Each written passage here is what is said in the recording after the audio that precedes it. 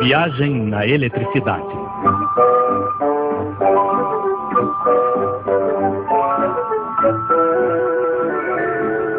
As 3 aplicações da eletricidade. Depois dos alternadores, dos transformadores, das linhas de alta tensão, eis que a eletricidade chega à casa de vocês pronta para trabalhar. Algumas vezes ela se encontra frente a frente com um ferro elétrico que deve aquecer. Em outro lugar deve produzir luz. Outras vezes ela faz girar motores de geladeiras ou coisas semelhantes. Claro, não existe uma eletricidade especial para cada tipo de trabalho, sem a qual os ferros de passar começariam a girar, as geladeiras começariam a aquecer, e realmente não é isso que esperamos deles. É a mesma eletricidade, são os mesmos elétrons, mas existem vários modos de fazê-los trabalhar. Os senhores que inventaram a eletricidade haviam notado que no momento em que fazemos passar uma corrente por um condutor, isso sempre desprende calor. É evidente que se a corrente é fraca ou se o fio é grosso, os elétrons não têm dificuldades para passar e isso não aquece muito. Mas se o fio é mais resistente, ele esquenta. Este primeiro efeito, que transforma a energia elétrica em energia calorífica, os nossos amigos chamaram de efeito ferro de passar. Não, desculpem. Efeito Joule. Quando colocavam um fio ainda mais resistente, aquecia ao máximo e produzia luz. Mas infelizmente não por muito tempo. Porque a essa temperatura, os átomos do fio se entendem com os átomos do oxigênio do ar para fazer não sei o que exatamente. Mas em todo caso o fio queimava e se partia. Se o problema é esse, eles disseram, coloquemos os fios dentro de uma garrafinha e a esvaziemos de seu oxigênio para que o fio não queime. É o que depois chamamos de lâmpada elétrica.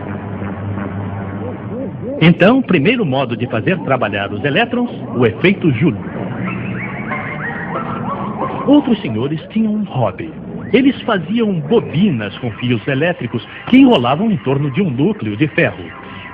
E, quando a corrente passa, se transforma em ímã. Um eletroímã, para ser exato, com um polo norte e um polo sul. Quando mudamos a direção da corrente, os polos também mudam, claro. Agora, se colocarmos um outro ímã ao lado, os polos contrários se atraem. Os polos de mesmo nome se repelem. Isso é conhecido. O verdadeiro motor elétrico é um pouco mais complicado, mas utiliza o mesmo princípio. Segundo modo, então, de fazer trabalhar os elétrons, o efeito eletromagnético que transforma a energia elétrica em energia mecânica. Outros senhores finalmente faziam passar a eletricidade não por bobinas, mas pela água simplesmente. A água adicionada de diferentes sais ou ácidos. Dispensaremos a receita. De um lado, vocês colocam o que chamamos de eletrodo de prata. Do outro lado, um garfo, por exemplo, feito de um metal qualquer. Pois bem, sob o efeito da corrente elétrica, a prata vai se depositar do lado menos, o que dá algo como um garfo de prata quase maciça.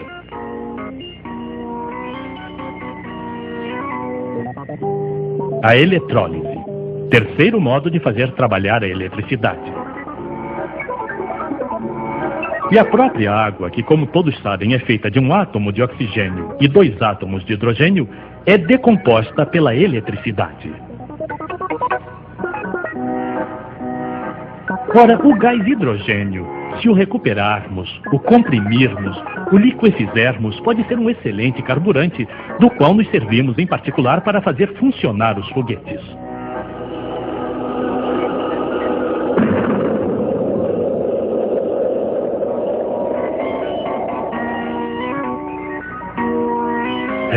Podemos fazer tantas coisas com a eletricidade.